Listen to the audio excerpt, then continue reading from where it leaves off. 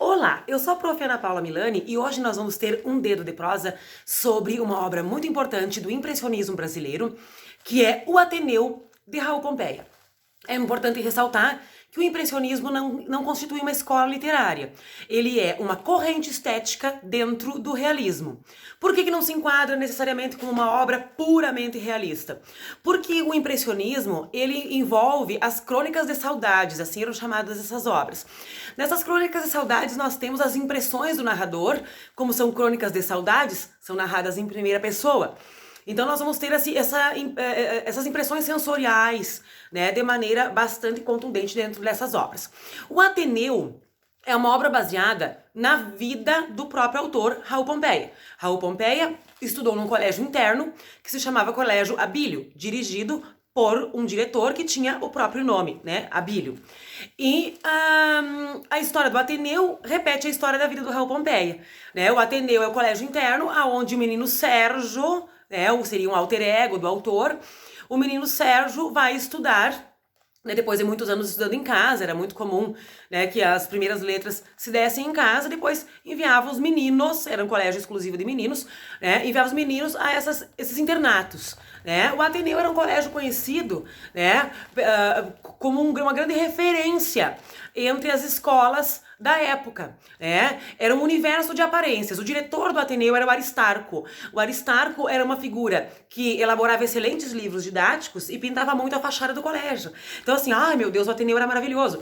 E na verdade, né, o Aristarco era um cara muito mau.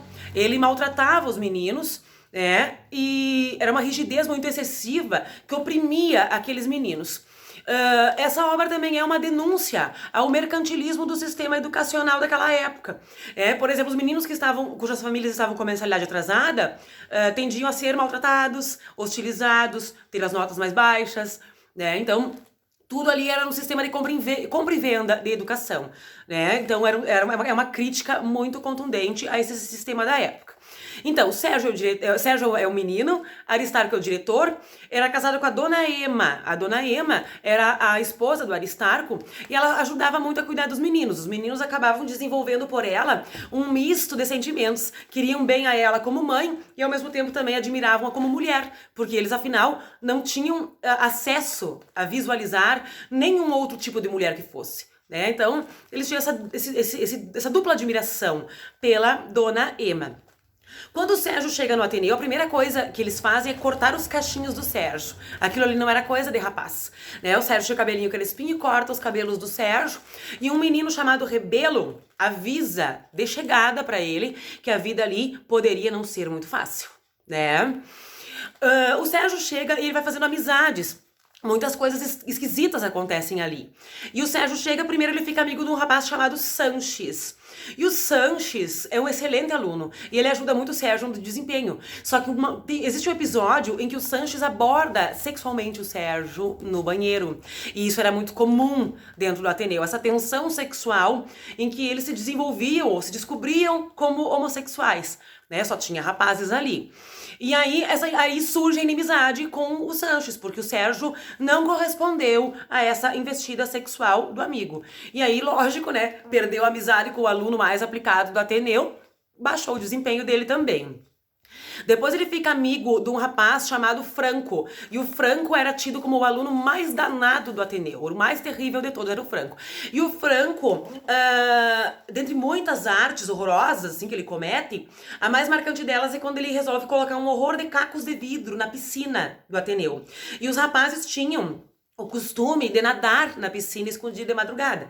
Daí, no momento em que começasse aquele gritedo todo porque eles estavam machucando os pés, o Aristarco descobriu que os rapazes nadavam na piscina de madrugada, que não era permitido. Só que esses meninos começam a cair na piscina e começam a cortar os pés deles, eles começam a se machucar todos. E é uma cena muito agressiva, porque eles vão se machucando e gritando, e aí todos resolvem pular na piscina, uns pra ajudar os outros, e inclusive o Franco pula na piscina, né, porque assim nunca iam descobrir que foi ele, porque afinal, né, ele também estava machucado. Nunca iam descobrir quem era o responsável por aquela atrocidade. Aí todos eles se machucam e eles vão nadando, uns pra ajudar os outros pra fugir, enfim, tentar sair dali. E inclusive narra com bastante intensidade de descrições a questão de que eles vão dando as braçadas na água e a água vai ficando grossa de sangue, né? É bastante agressivo. E aí depois disso, né, uma cena bem impressionista, né? Impressões do narrador e tudo mais. Depois disso, o Sérgio não quis mais saber da amizade do Franco. Aí ele fica amigo do Barreto. O Barreto era um menino muito religioso.